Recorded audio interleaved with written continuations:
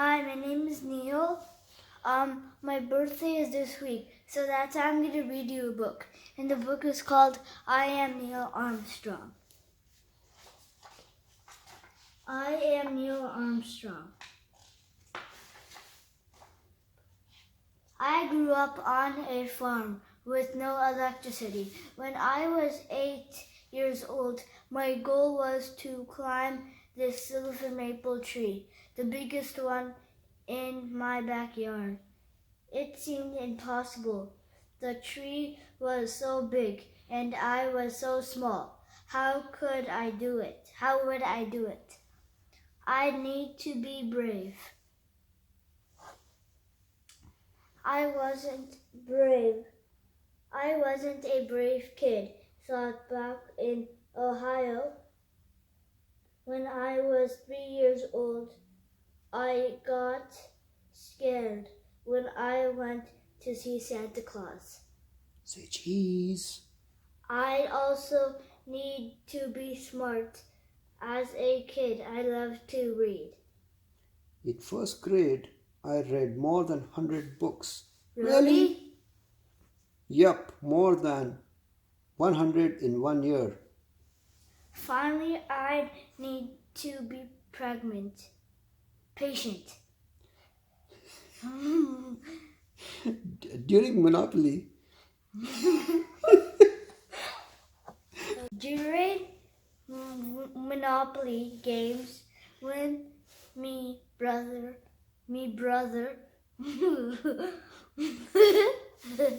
when my brother when me brother would get upset and kick the table, I always stayed calm.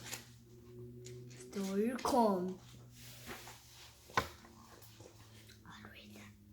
Yet to climb that huge tree, that only way to get to the top was this. I had to take the first step. Up we go! Climbing the tree was like a puzzle. I needed to pick the right branches in the right order. I had to engineer on or figure out a solution. Plus, I love the feeling of being so high up. But then I grabbed a dead branch and crack! I fell feet in a land flat on my back. Should I get mama? Yeah. Luckily, I wasn't hurt. On that day, I did learn to not grab dead branches, but the most important thing I did was get back up again.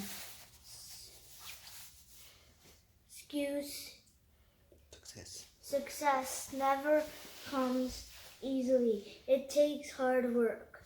And when it came to hard work, I was really good at then. At 10 years old, I moved grass at a cemetery for 10 cents an hour. Then I worked at a bakery.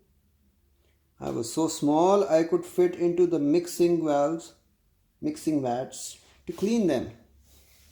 Those jobs helped pay for one thing I loved more than anything else. Airplanes. My mom bought me my first toy plane when I was 2 or 3 years old. After that, I was always zooming around the house and through the neighborhood. Vroom. That kid really likes planes, doesn't he? When I was 6, I took my first real airplane ride in an aluminum high-wing monoplane. called the Tingus. The 12 seats inside were all wicker chairs. it rattled like crazy. This is not a good idea. My dad was scared. I enjoyed it.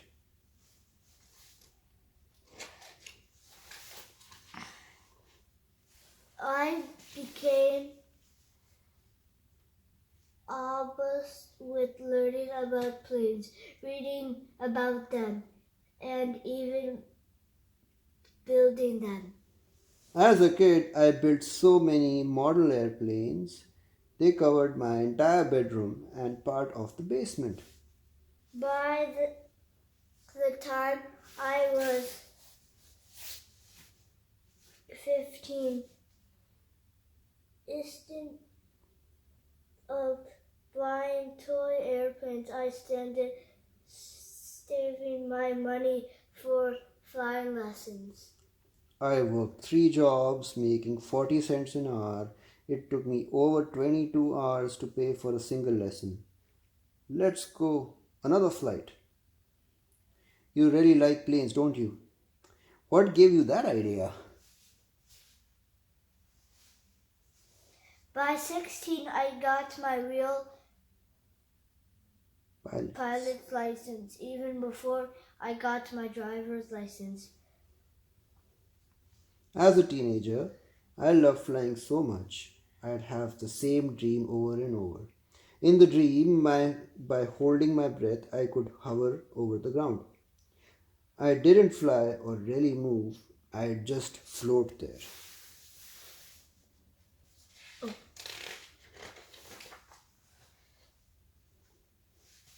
Then I got older. I joined the Navy flying is 17, 8 missions during a Korean War. Korean War. One On one of On them, one of them, my plane lost its wing, so I needed to eject and get out immediately. I had never taken ejection training. So even though my plane was about to crash, I had to stay calm and read the directions written on the seat. Let's see how to open the parachute. I landed safely in the water. By the end of the war, the US gave me many war medals, though I never bragged about them. I had been taught to stay humble. In college, I studied how to be an engineer, which is a person who designs and builds machines and structures. That love of engineering led me to become a test pilot. Yep. At Edwards Air Force Base, we test the newest planes, like this X-15 rocket plane, which went up to 4,520 miles per hour, otherwise known as Mach 6. That's still the fastest anyone has ever moved in a manned powered aircraft. Engineers test and learn. By flying that rocket, we learn new things about aerodynamics, how air affects a plane, hypersonic speed, and the best materials to use on airplanes. Making things better, that's engineering. In 1957, the space race had begun. Both America and Soviet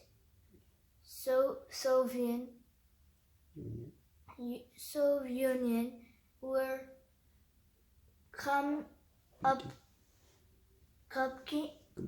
competing to be the first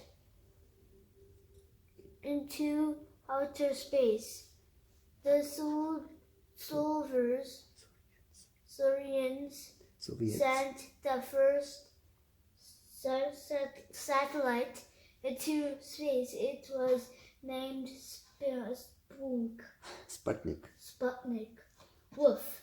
Then they said the first living creatures that survived traveled two dogs named Strelka and Becca.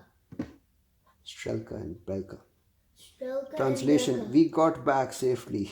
Woof. The Soviet Union also sent the first human, Yuri Gagarin, into space, though we sent a person named Alan Shepard soon after. America wanted to catch up, so President John F. Kennedy Jr. issued a challenge that year. I believe that this nation should commit itself to achieving the goal. Before this decade is out of landing a man on the moon. A man on the moon. Can you imagine? Not even the Soviets had traveled that far.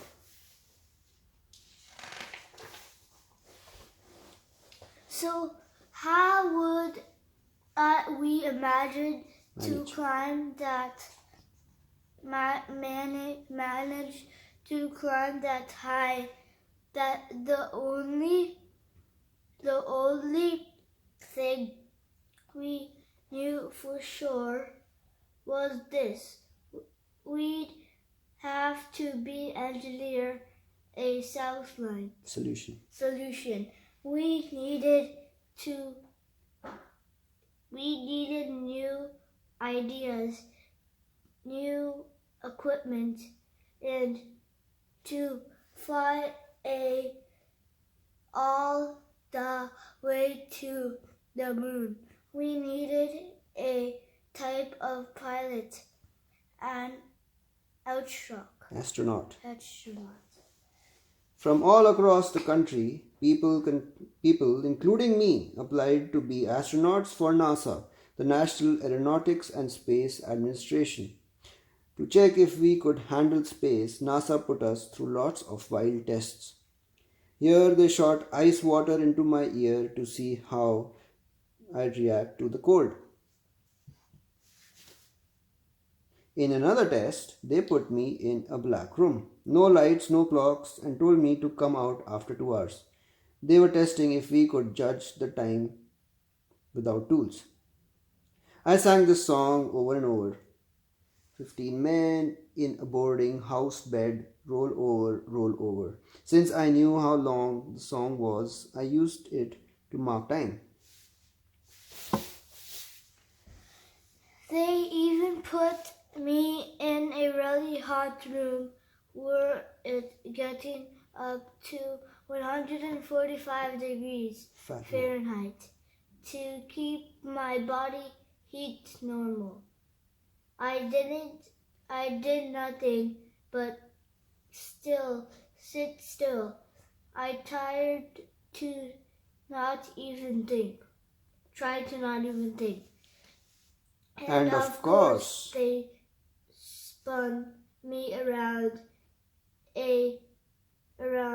and around. This is centrifuge training. It lets you feel the speed of re entering Earth's atmosphere. As you approach 15 Gs, meaning the force of your speed pushes against you with 15 times your own weight. Your eyeballs flatten and you can't see. He's passing every test.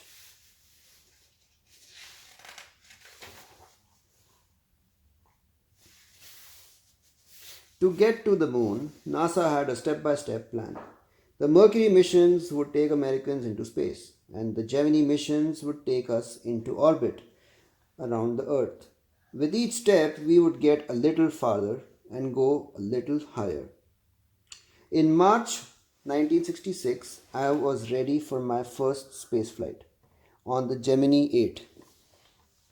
The goal was to fly alongside and dock with another spacecraft, so we were both linked together. Look at the Earth from up here. I wonder if I can see my house in Houston.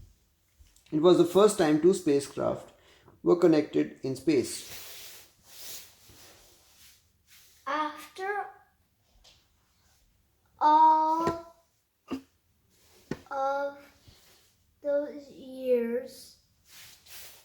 Everyone started celebrating the moment we were docked. And then suddenly we were undocked again and spinning out of control. Something's wrong. What's happening, Gemini? Are you okay?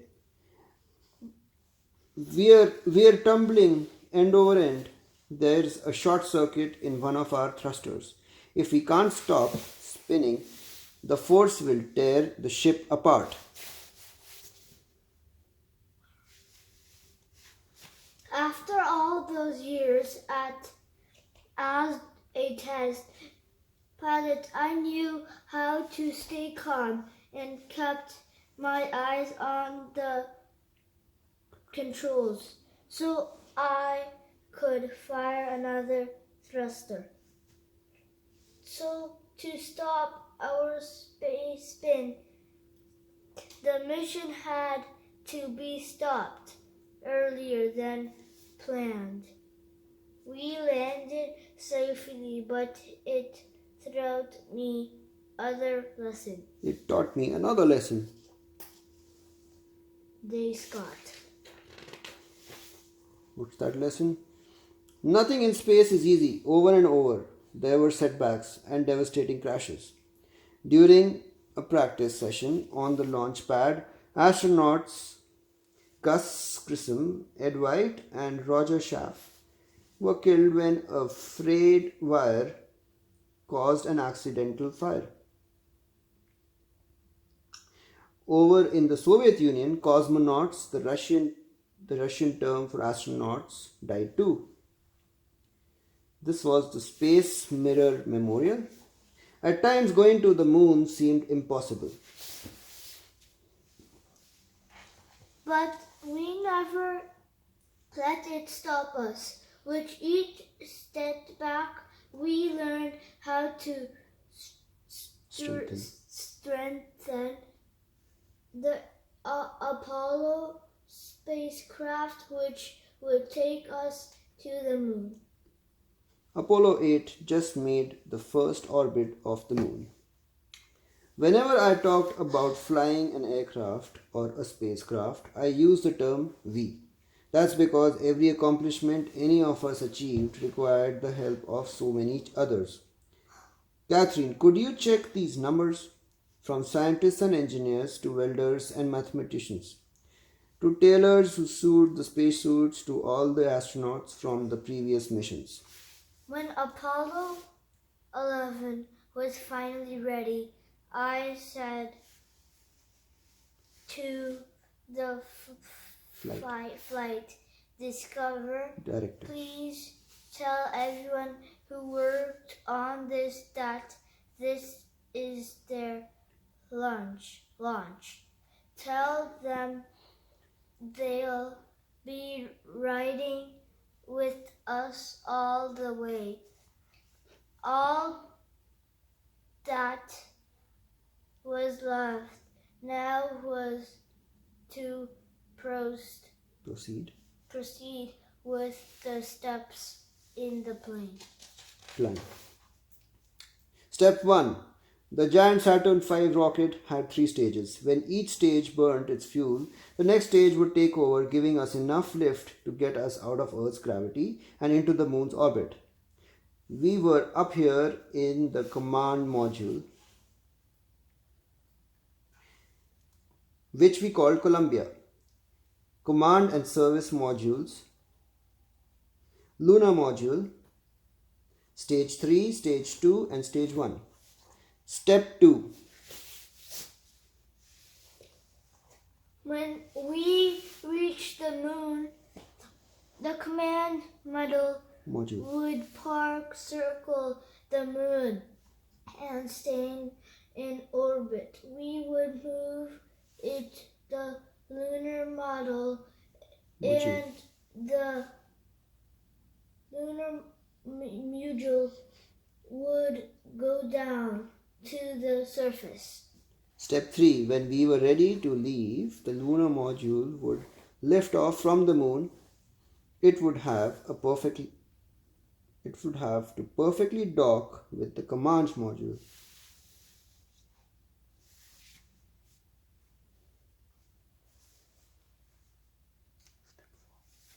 Step 4. 4. Then we could climb back into the command module, fire the rocket on the surface module, and come back to Earth. One key question recommended. Remained.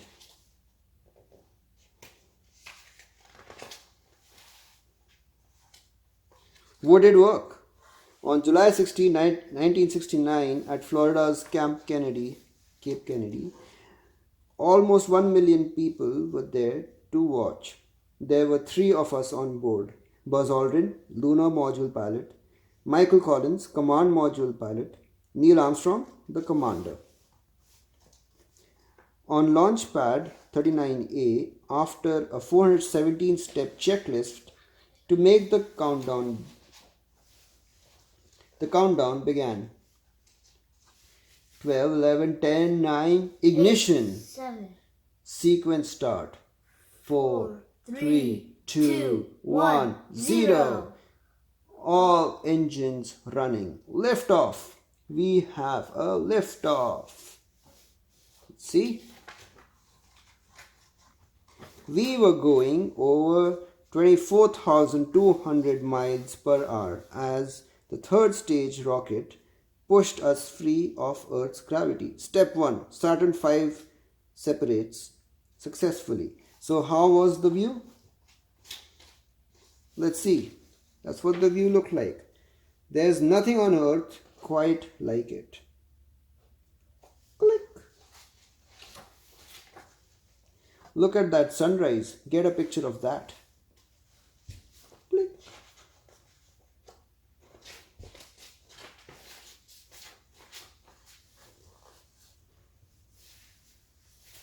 Since there's no gravity in space, everything floated, including our food. So we'd eat our meals out of small bags. My favorite was spaghetti with meat sauce.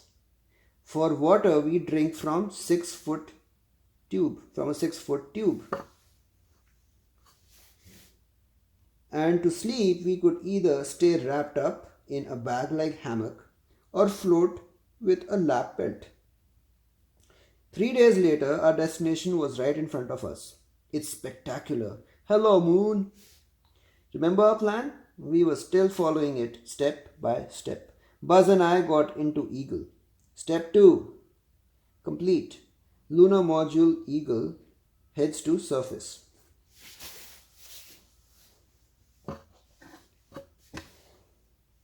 You going for power descendant. Landing was hard. Back then, our radar and instruments were very accurate. We couldn't even tell how high we were. I had to use the stopwatch and quick math to figure it out.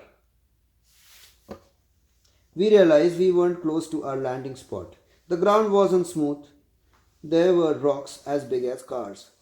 I never panicked, even when we had less than a minute of fuel left.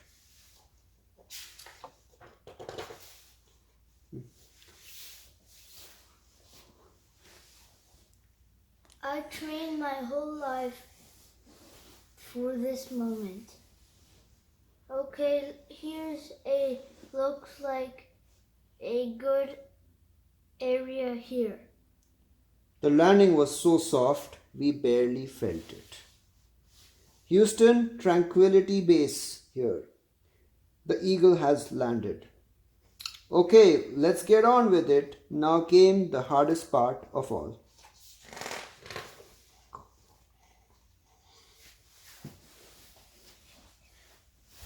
This is the moon. For nearly a decade, my goal was to reach it.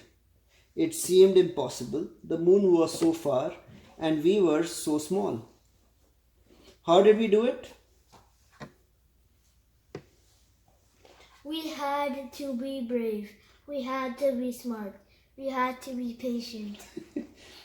But to really make it happen, I had to take that first step.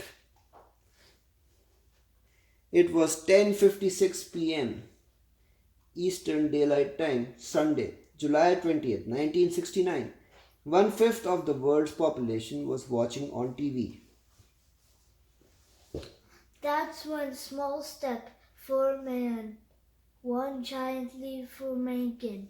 mankind.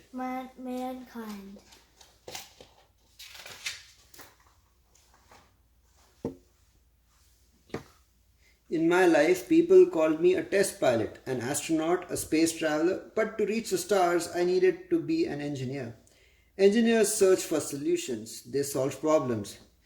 How? By testing and failing, and testing and failing. It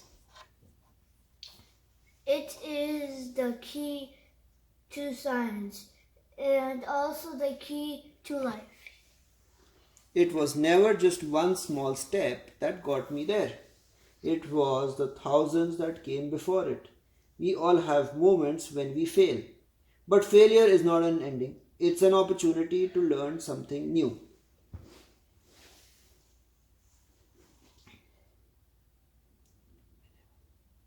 Whenever you tumble, you must get back up.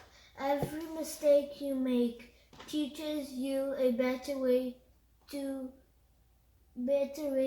forward.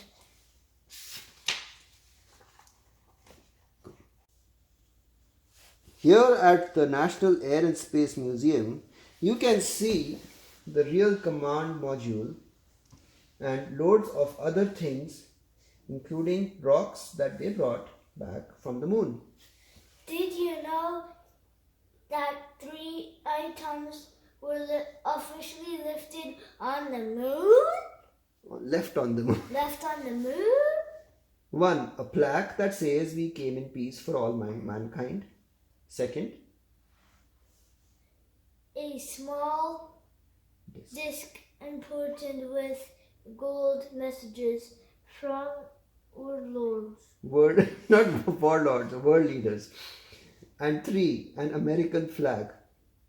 The night of the moon landing, someone put flowers on President Kennedy's grave with a note that read, Mr. President, the eagle has landed. During the last years of his life, Neil Armstrong was disappointed that America's space program was no longer exploring. If you love his story, think about becoming an astronaut. We need more space explorers. And remember what his family said when he died at age 82. Next time you walk outside on a clear night and see the moon smiling down at you, think of Neil Armstrong and give him a wink. We need more space explorers. We need more space explorers. Wherever your path is in life, explore your dreams. Use hard work and teamwork. Be brave and patient.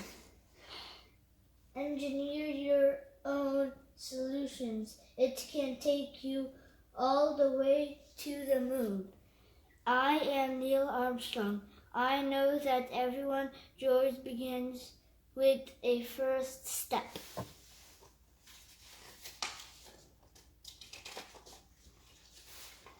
The end. We are going to the moon because it's in the nature of the human being to face challenges.